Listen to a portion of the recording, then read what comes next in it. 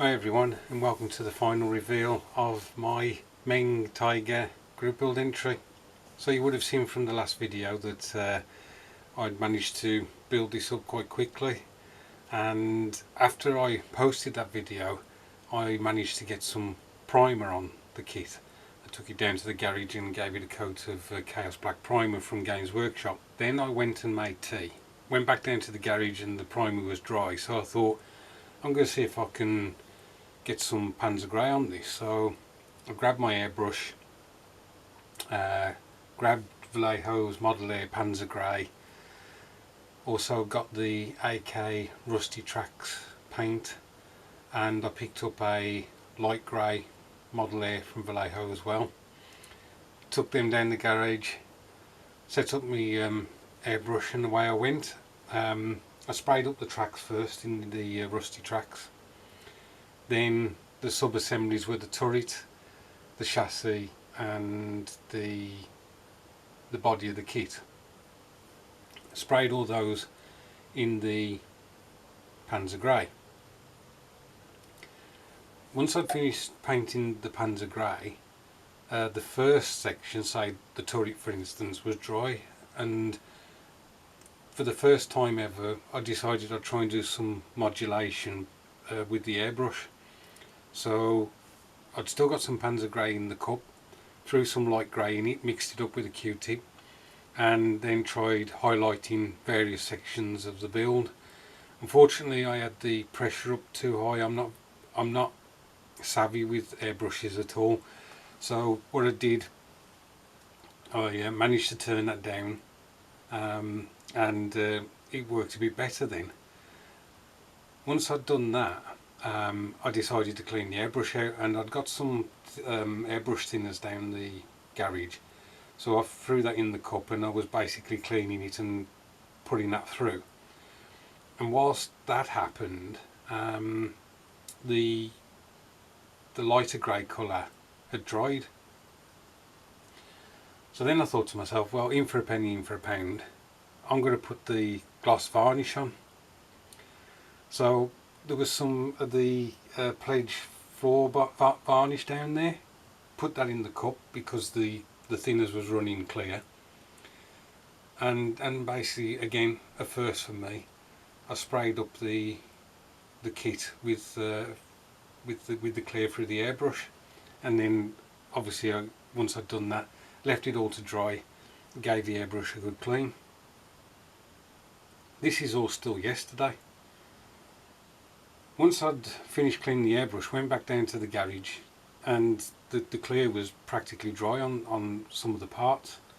Brought it back up to the house, managed to put all the parts together, put the tracks on. As I said, they'd been painted the rust colour, and I then sat down and started putting the decals on. There's only 4 decals, and they are decals, they're not stickers. Put those on.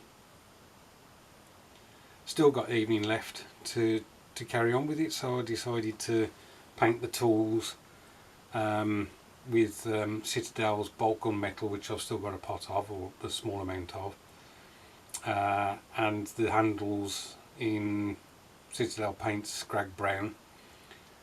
And then I did some Norn oil in the recesses of the grills, and there was still evening left, so then I did some chipping on it and things like that, and by 10:30 last night it was finished. So I'd received the kit 10:30 yesterday morning and finished the kit by 10:30 on the same day. I have to say that I have thoroughly enjoyed this project. It just didn't have some of the stresses and angst of making the kit look good, making it historically correct. The build obviously wasn't complicated, so it just went together like a dream. And apart from the nostalgic part of Airfix and Matchbox kits, where I do sometimes capture my childhood, this kit is a very close second. because I was just having fun and just enjoying myself. I was enjoying myself that much that I wasn't really caring what the paint turned out like, whether the airbrush would splatter or whatever. I was just in the zone with this kit. So thanks ever so much to Pappadan and Colonel Reb for running this group build. I am very tempted to get a second one. I really am. I've seen another tank that I would like to do, and we've got 2 weeks of this month left, and I'm really am considering doing another build. So with that all said, guys, let me show you how she turned out. So here she is, the Tiger P complete. The one thing I didn't mention was I did some rusting on the spare tracks, and that in itself was fun. I started putting the AK rusty track paint on with a brush. Whilst that was still wet, I used AK's dark rust and splodged that on in a few places.